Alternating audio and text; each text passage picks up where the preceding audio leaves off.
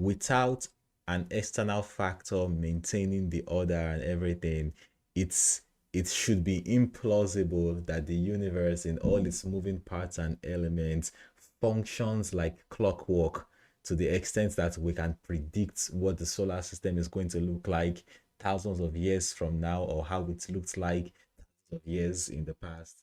The king, although he used a different word for fornicate, he was arrested for, I kid you not, insulting the king. I've never had that. That should be the new F word.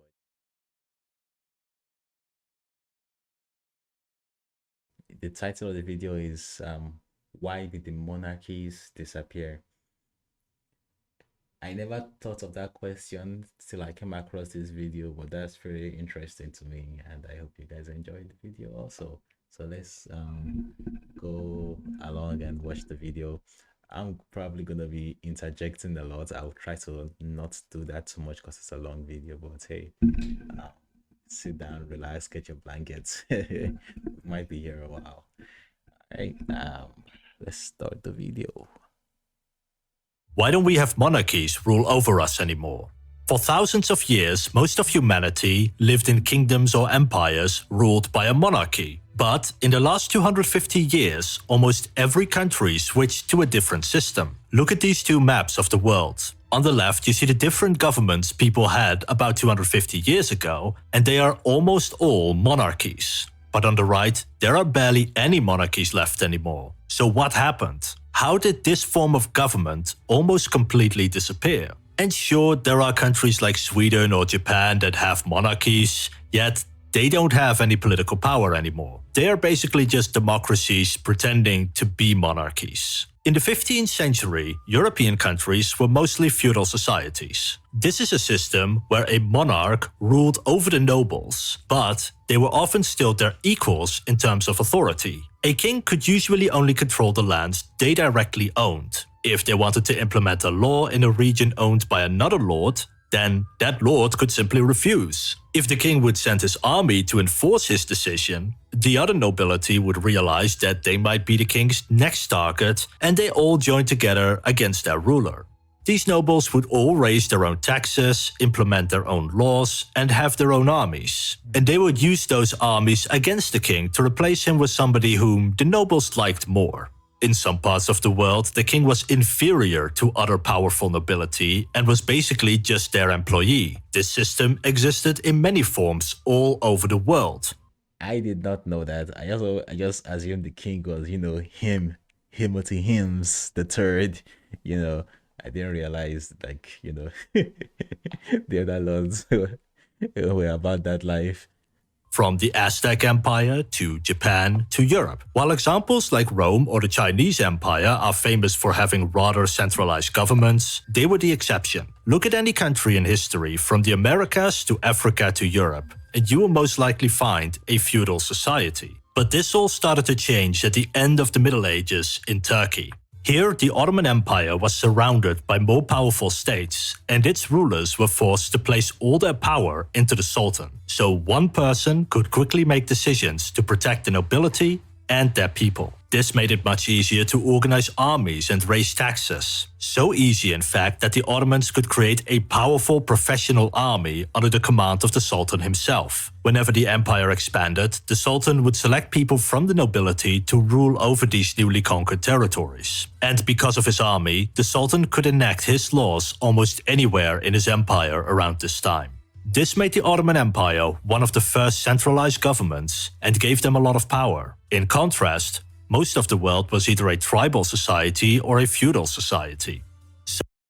Yeah, this is really interesting because I'm listening to this, and I don't know if you guys know about like the Hausa Fulani tribe in Nigeria, and they're in like 30 other countries. But in Nigeria in particular, like this sounds like what I learned in history class back in the day.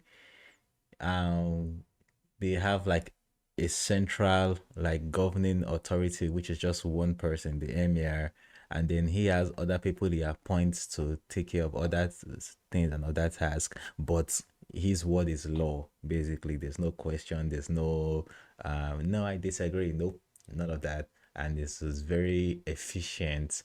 No, let me not say efficient. This is very yeah, efficient in like making laws and implementing the policies that has been decided upon.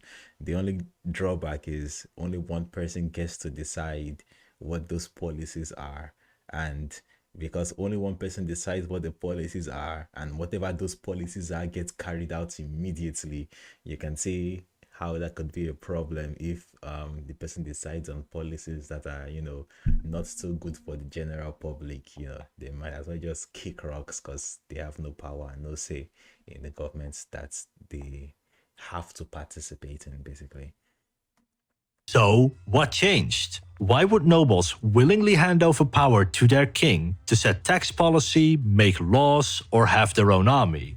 And in Europe in particular, the Ottoman Empire was an existential threat, an unstoppable force of nature that no European country could stand up against. And so, to protect Right. themselves, these Europeans began centralizing their own government, modeled on the Ottoman government. And this process started with France. The French monarchy began by making a few laws that required people to enforce those laws. These jobs would then be filled by French nobility. This was a great place for your children to work at. In most cases, only the eldest son would inherit your lands and titles. Your other sons would often get very little and had to find some other way of making a living. But now, it became possible for your children to get a good position in the government to secure your child's well-being and to give your family more power in the government. Shout In out to essence, the nepotism. king started hiring unemployed nobles to work for him. But they needed some way to pay for these new employees. And so they simply sold these jobs to the highest bidder. It is estimated that in the 16th century alone, 50,000 government offices were sold by the French crown. The king earned a lot of money this way,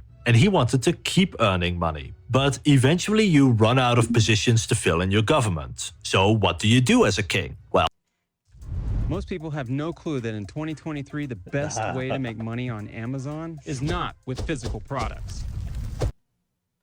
you create more positions. Let's give an example of how this would go. The king wanted to sell more government offices, so his court would create new laws, and then they would need some way to enforce those laws. So he would set up new courts throughout France and sell the position of judges, lawyers, and other important jobs to various nobility around the country. In the 16th century, 65 such courts were created. While seeing as there are now so many laws, they needed some organization to help implement new laws so the king could focus Wait.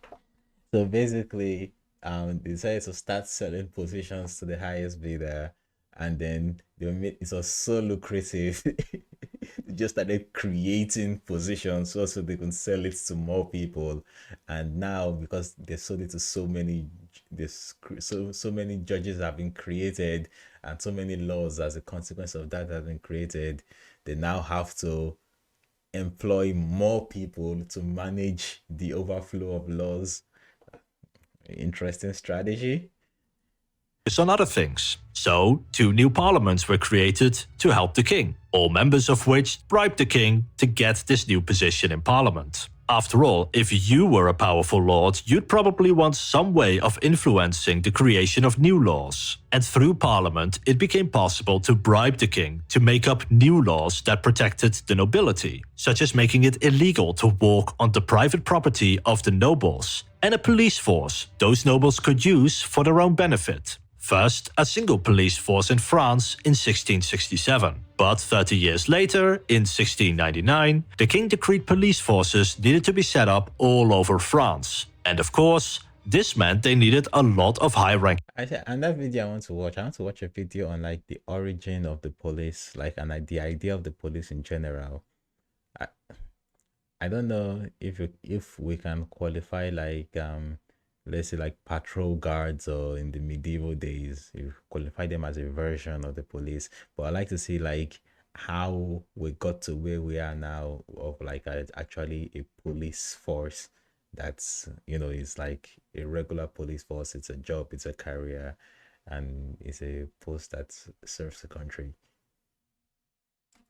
ranking police officers to manage all the regular police officers, meaning there were a lot of new offices to fill with nobles. But now that the king received so many bribes and needed to pay so many salaries, he needed to hire accountants to manage the government's finances. And what did the French government do with all this money they got? Well, I think I'm gonna make this video like 2 hours long, but hopefully not. So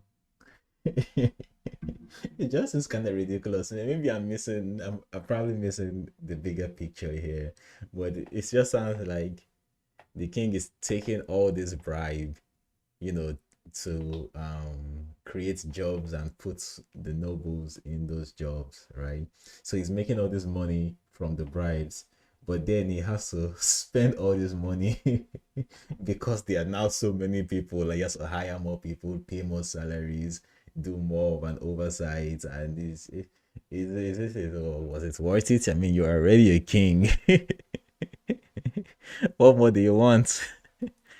they spent it on making the king more powerful. France created a standing army and navy with generals and admirals selected from the nobility. They created a colonial empire that needed governors selected from the nobility, and on it goes. But this government is becoming very complex at this point. So it was probably a good idea to hire more counselors for the king to delegate tasks to. These were some of the few positions that you couldn't bribe your way to. But for this one, you actually had to show the king you were competent at your job or he would fire you. But even counselors need people to work under them. And so, support positions were created, filled with nobility. But now laws are getting more and more complex. So you need some experts to make sure new laws don't clash with the old laws. So they hired lawyers to work for the king. And many of the people working for the king had children of their own. These children also wanted a job working for the king in some capacity. And so they would use their salary to buy a position for their children. So in essence, the salary the king gave to his employees often ended back with the king. Some people wanted to have a permanent position for the family and would buy a hereditary position, meaning that when the person in that position died, he could pass it on to his children. Some wealthy merchants even used this system to buy their way into the nobility. And if you were very good at your job, then you might even get promoted to a higher position. And so the bureaucracy kept expanding for centuries. With each new law, each new bribe, and each new job, the king would gain a little bit more power until eventually the king became the state, where the king was responsible for everything. So for example, if the monarch decides a canal needs to be dug somewhere, can you tell I'm Dutch yet? If the monarch decides a canal needs to be dug somewhere, then it happens. Nobody has the authority to stop the construction of that canal. And nobody had the authority to make their own canal either without the king's consent. The king was the only person allowed to make such a decision. This system is called an absolute monarchy. It's a fact. In the new economy, average people are becoming millionaires faster and easier than ever before. But how do they do it?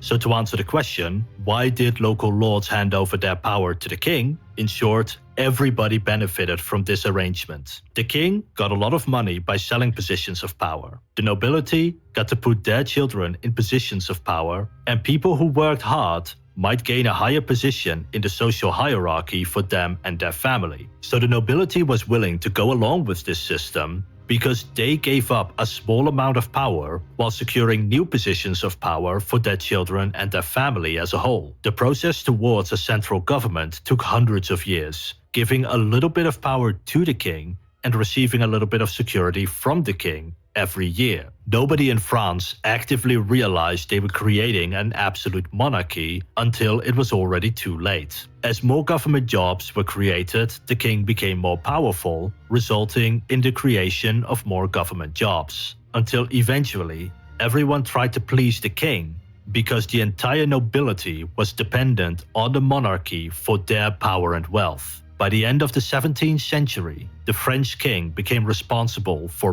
basically everything in the country. By becoming an absolute monarchy and centralizing all power with the king, He could direct the resources of his entire country towards whatever pursuit he wished. He expanded France's borders, established colonies, and created large armies. By the 17th and 18th centuries, France became the most powerful kingdom in Europe, and this was a problem for everyone else.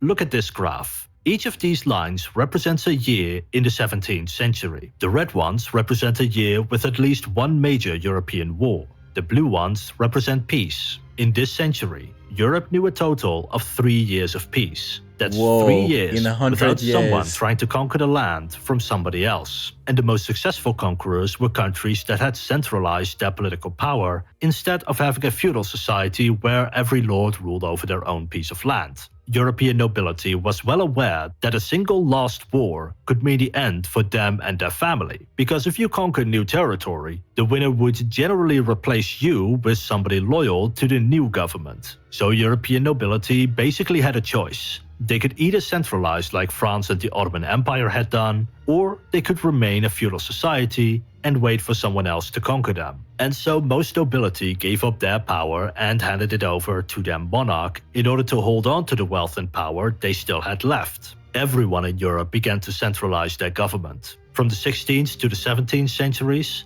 the royal governments raised 4 times more money, employed 4 times more people, and increased the size of Europe's professional army from 20,000 in the 16th century to 150,000 in the 17th century. And this centralization went in 2 distinct directions that would cause 2 separate ends to the monarchies. The first was absolute monarchies, like we talked about already. We already discussed France, but also in Russia, Austria, and, most successfully, Brandenburg, did we have absolute monarchies. For those unaware, this is the kingdom after which the Brandenburg Gate is named. It would eventually turn into the Kingdom of Prussia and then the German Empire. It found itself constantly at war with those around them and thus needed the nobility to stay in line to assure internal stability and create a powerful military to fight off foreign invaders. This meant that more and more authority was handed over to the king. This turned Brandenburg from a minor backwater into the powerful Kingdom of Prussia, and by the 19th century was able to fend off major powers like Austria, France and Russia to form Germany. The wealth and prosperity of today's Germany and France can be traced back to their centralization of power. And in the case of Germany, we can see their desire for a strong leader resulting in 2 strong leaders whose personal insecurities led to 2 world wars. If you want to understand That's Hitler and Benito Mussolini. the modern world, it is important to understand how the current system of government came to place. Bars. And that started with the end of feudalism and the start of centralized government. But then there is the other form of centralization, constitutional monarchy. Countries like this include Sweden, Japan, and my own country, the Netherlands. Alright, you might have noticed something about absolute monarchies and constitutional monarchies. Pause the video to look at the list of countries that were either absolute or constitutional if you want to see if you notice something interesting.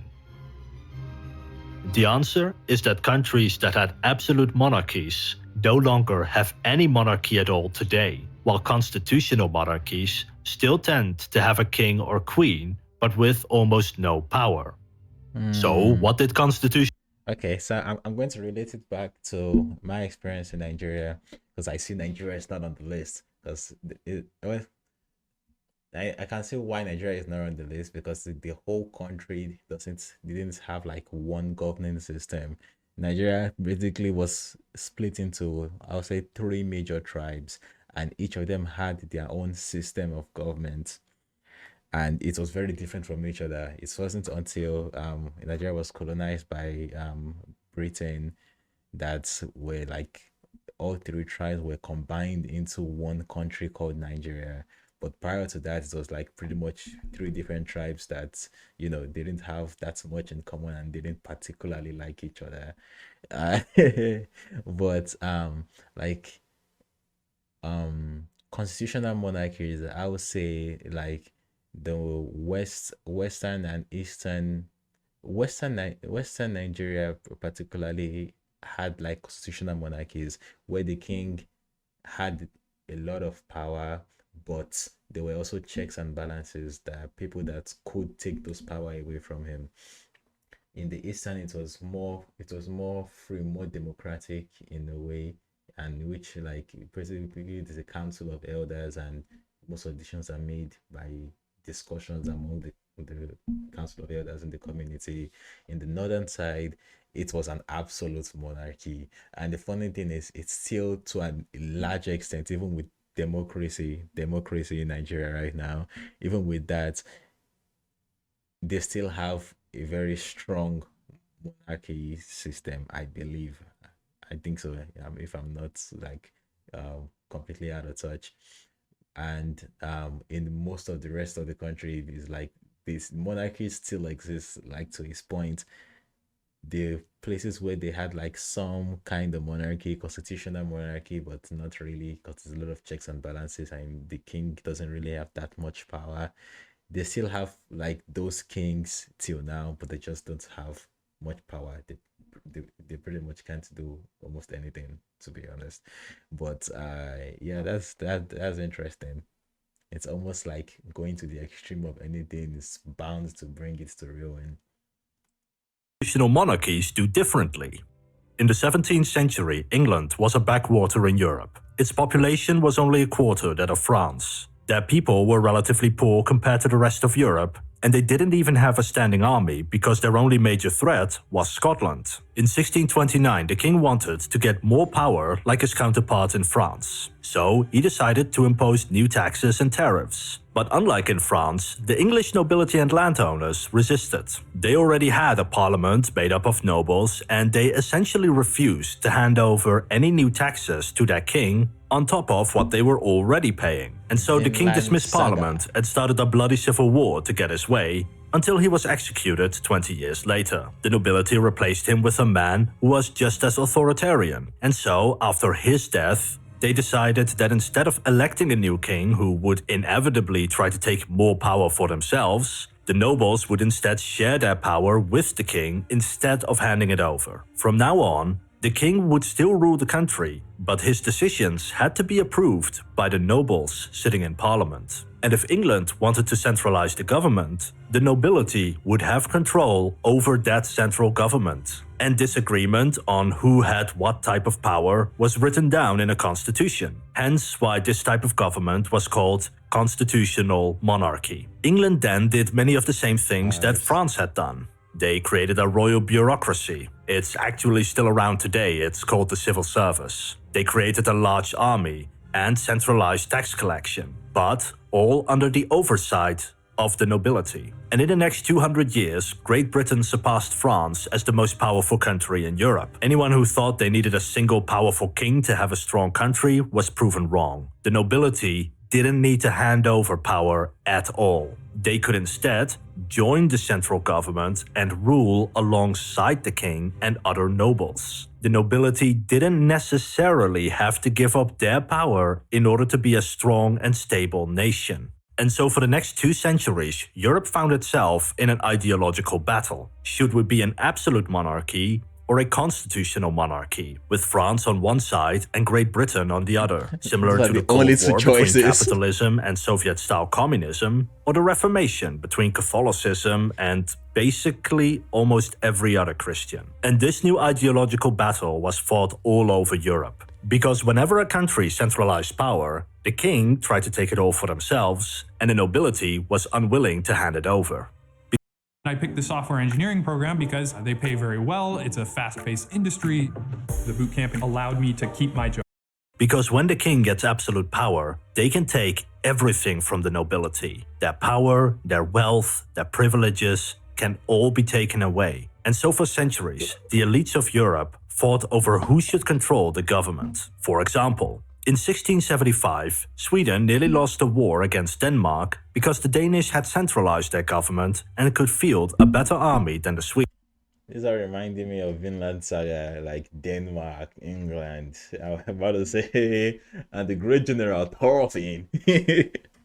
After kicking out the Danish, the nobility agreed to becoming an absolute monarchy if that king would protect them from invaders. After a few decades, Sweden was a secure country and the nobility wanted their power back. This happened in 1719, during a succession crisis, where the nobility chose the side of whoever was willing to give them their political power back. And so, Sweden became a constitutional monarchy. This process was later repeated in the end of the 18th century, when King Gustav III overthrew his own government to solve a crisis and made himself absolute monarch. He stabilized the country, however, his son lost Finland in a war to Russia, and the elites forced their monarch out of power again and restored the constitutional monarchy.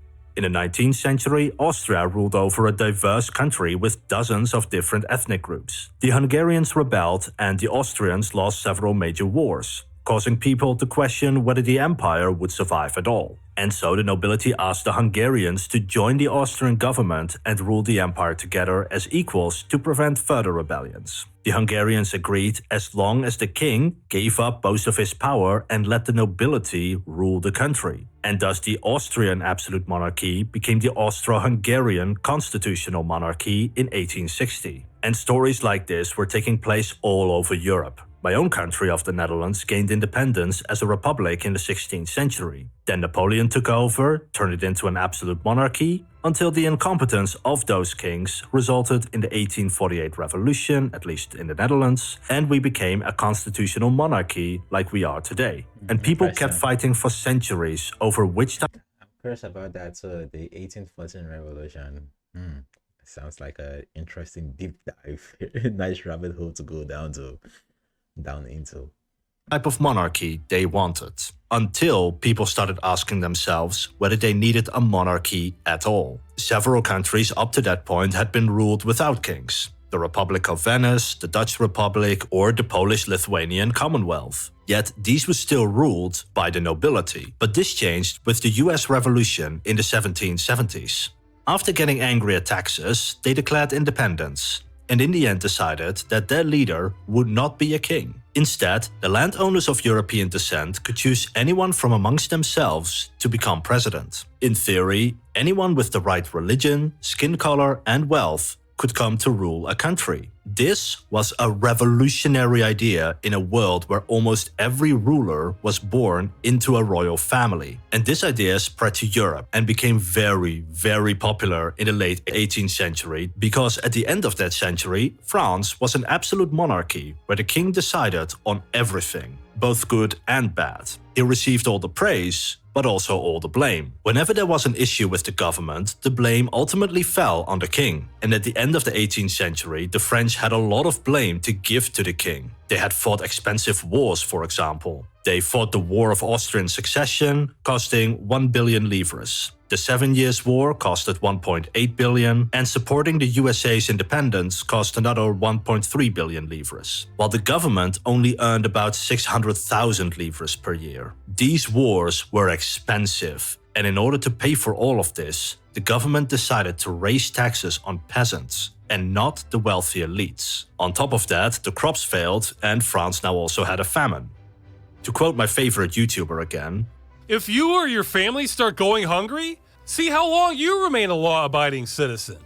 if these issues had happened in a feudal society, there could be a dozen or hundreds of groups, each angry at their local lord. But France's centralized government meant that all these poor, overtaxed, hungry peasants could look towards one person who they could blame for everything. An entire country was united.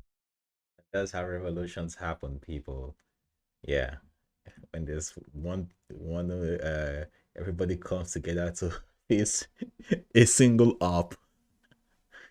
In their anger towards their king. And so the French Revolution started. For the purposes of this video, the most important thing this revolution did was that the average people of France killed their king. This wasn't a struggle for the crown between the king and some nobles. This wasn't a foreign invader, this wasn't some plot. This was the people of France deposing their own king. The people of the Kingdom of France created the Republic of France. This was a completely new phenomena in Europe at the time.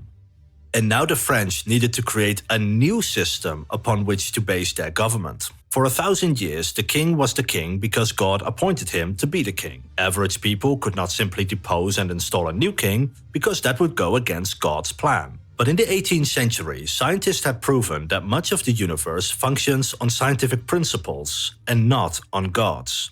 That a person could, for example, predict the movement of the planets using math, and that gravity was the force keeping our solar system together and people stuck on Earth. This wasn't God's work, this was gravity's work.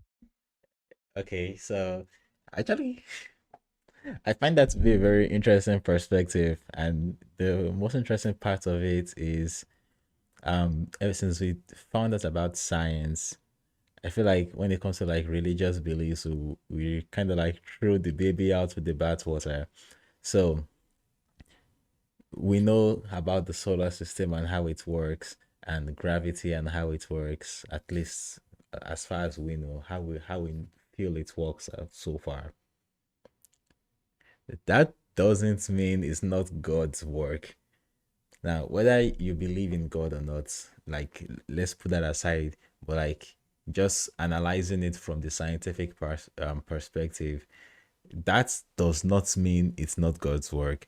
As a matter of fact,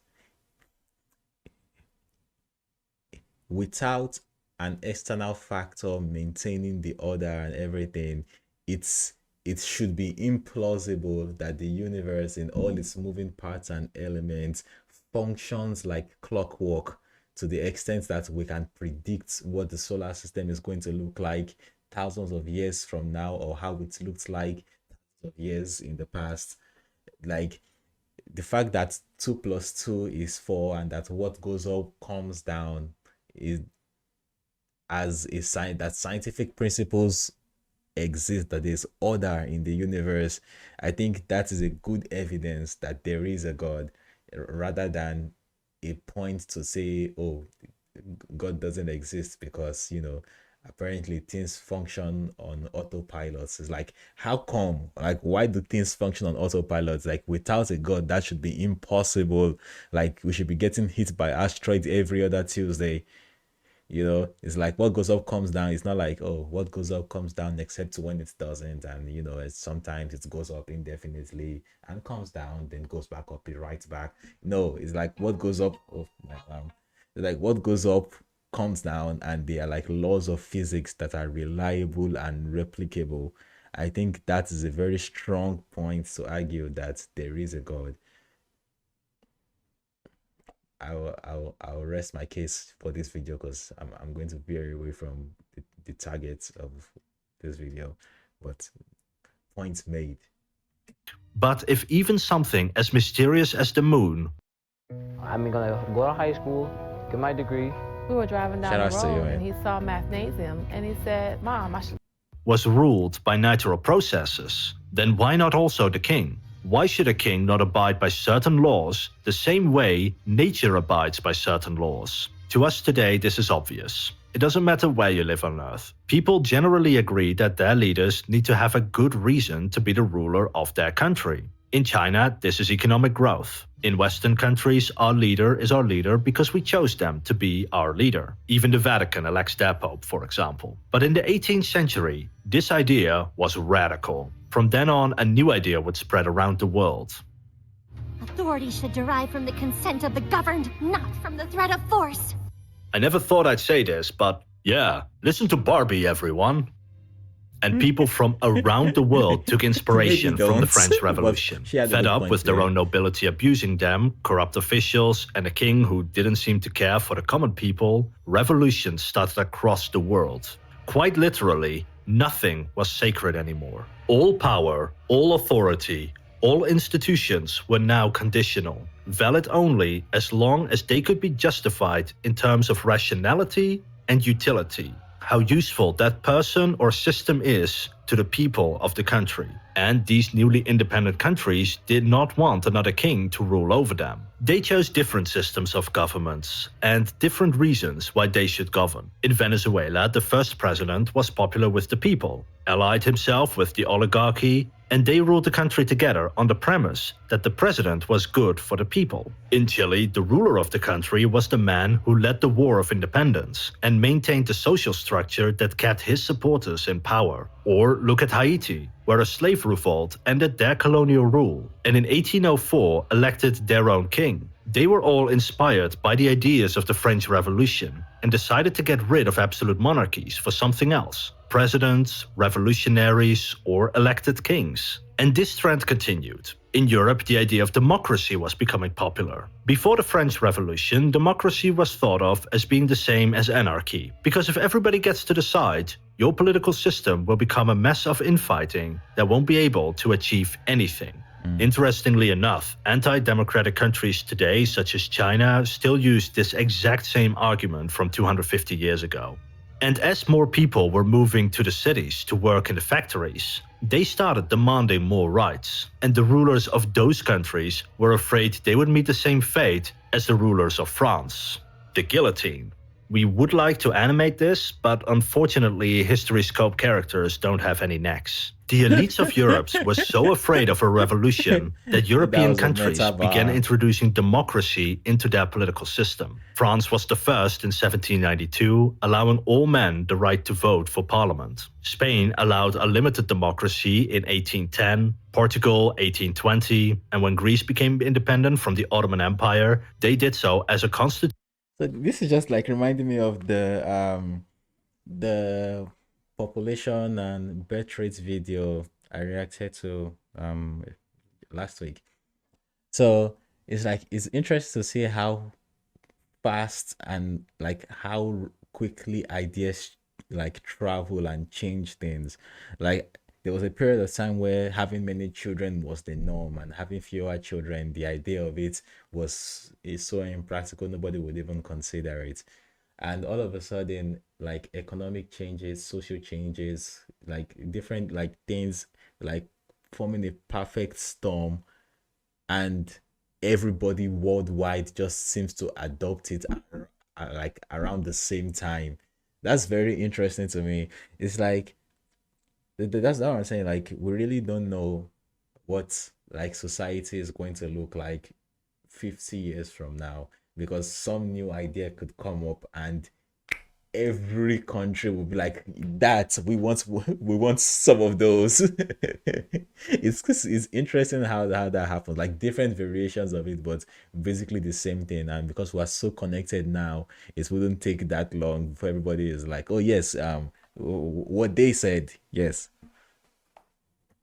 Constitutional monarchy where all men could vote for parliament. And a major event happened with the 1848 revolutions, where all over Europe people demanded more political rights. In most places these revolutions were put down, but in the German states, Denmark and the Netherlands, the people were able to force through democratic constitutions, turning these countries into constitutional monarchies. And in that same year, the Communist Manifesto was published. Regardless of your own opinion on communist philosophy, it is hard to overstate the impact of this book on the last 170 years in history. This book describes a process where the elites hold so much power and wealth that the rest of society would be left with just enough money to stay alive, work, and make new children to work in the factories, while the elites have more money than they could possibly spend in a lifetime. According to the Communist Manifesto, these impoverished people will eventually start a revolution to take this power and wealth for themselves. And keep in mind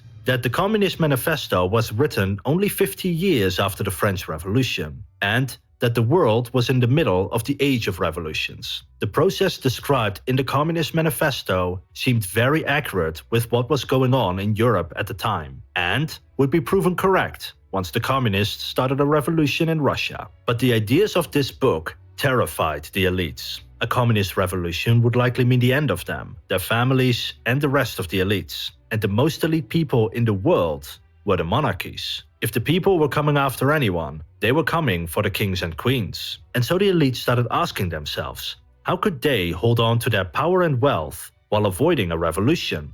The answer? We simply give them what they want. Free healthcare, free education, abolishing child labor, democracy. According to the Communist Manifesto, these would be the reasons for a communist revolution. But if the people already have the things they wanted, then what reason would they have to start a revolution at all?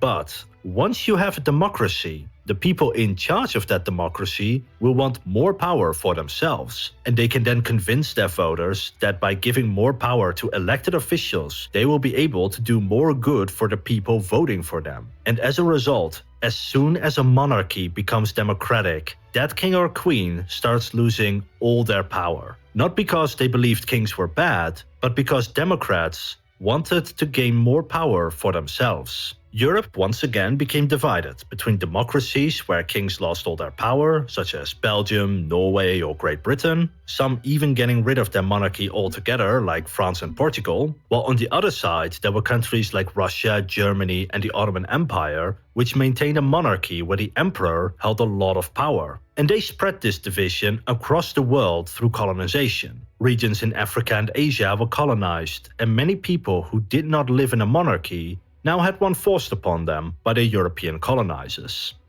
And then World War I happened. Look at this map of Europe. On the left are the governments before World War I, and on the right. Don't you wish as a new mom that you can give your little one the best of everything and still have some balance in your own life? Well, I found something.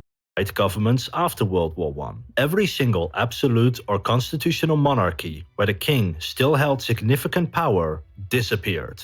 Austria-Hungary lost the war and lost faith in their emperor, and each region declared independence until the emperor had nothing left to rule. In Russia, the emperor failed to provide better living conditions for his people, causing a revolution which deposed him. When Germany surrendered, people believed it to be, in large part, the fault of their emperor's incompetence, and so he was forced to abdicate. In Turkey, they fought a rebellion against occupation forces from various European countries. The leader of this rebellion was so popular, he became the new leader of Turkey, and the Sultan was exiled. And now we can finally look outside of Europe. This video has focused so much on Europe because they colonized almost every part of Earth. But after World War II, a second wave of decolonization spread across the world. And those newly independent countries needed to create their own government structures. And almost none of them decided to go with a monarchy. But why?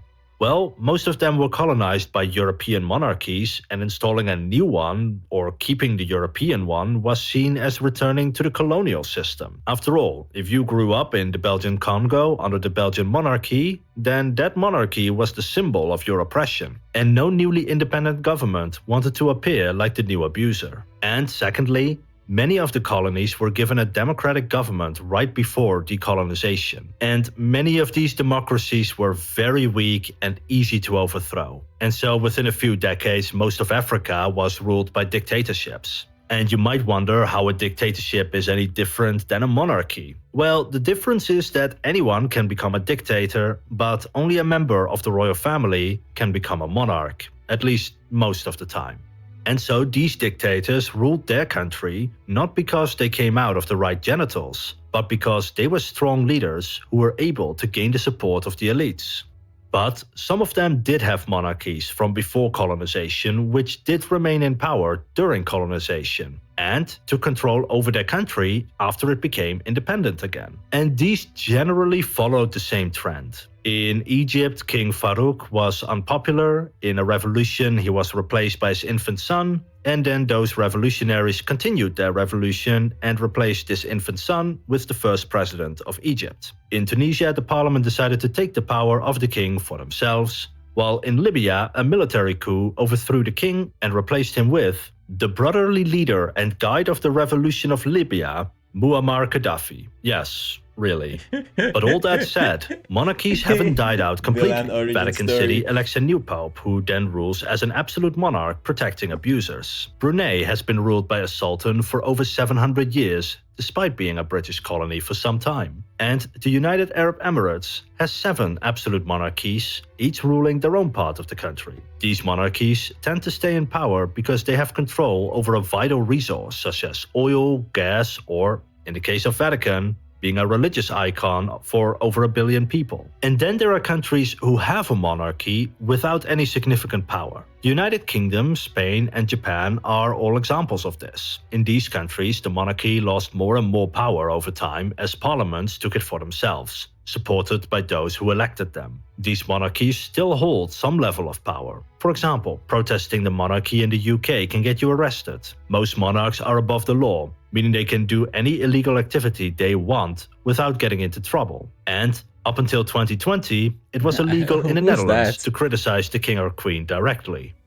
Funny story, when writing this script, I didn't know that they had abolished this law, and I was afraid to make this video because it might have gotten me into trouble. So I was fully prepared to cross the border to Germany, rent a hotel, film myself doing the recording in Germany, and then going back home so I wouldn't break any laws, because technically I didn't say it in the Netherlands. And if the police would come to my door, I would be able to show my lawyer I didn't break the law in the Netherlands. But then I found out criticizing the king is legal again, so that saved me a business trip.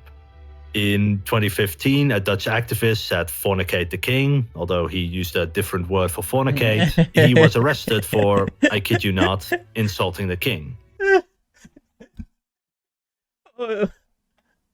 I've never had that. That should be the new F word. That should be the new F word. So even though monarchies have largely disappeared, the few that are left all have highly privileged positions and will often use their position to further their own wealth. And this is how the monarchy lost all their power and disappeared. If you've made it this far into the video, then please stay for another minute or two for an important announcement. I will. I have This was a great decided to video. restart my Patreon account. Okay. I closed it 3 years ago because the ad revenue was pretty good at the time, but since July, both views and income has gone down significantly. The money will go towards paying people like the audio engineer, the researcher, and the animators. I won't take any money from it myself unless I absolutely have to, like paying for food or paying the rent. Yeah. But what will you might get have to. in return? Well, anyone who pledges €3 and up will get their name in the credits at the end of the video. At €5 and up, you will get to see the video ad-free a week early. For €15, I will personally draw you as a character and you will appear in every upcoming video for as long as you pledge this amount. And for €25, you will get a shout out at the end of the video. So if you have money to spare and want to help us make more videos, consider pledging money to our Patreon account. This was Avery from History Scope. Thank you for listening all the way to the end of this video. I really appreciate it. Thank you. Well, that was a very good video, very informative. I really enjoyed this. This was awesome. Yeah, and it's interesting to see how as human beings we tend to keep coming up with the same ideas. Yeah. Nice video. So that was History Scope. Why did all the monarchies disappear? Let me hear your opinions and on your opinions on my opinions in the comment section. I'll be heading out. Deuces.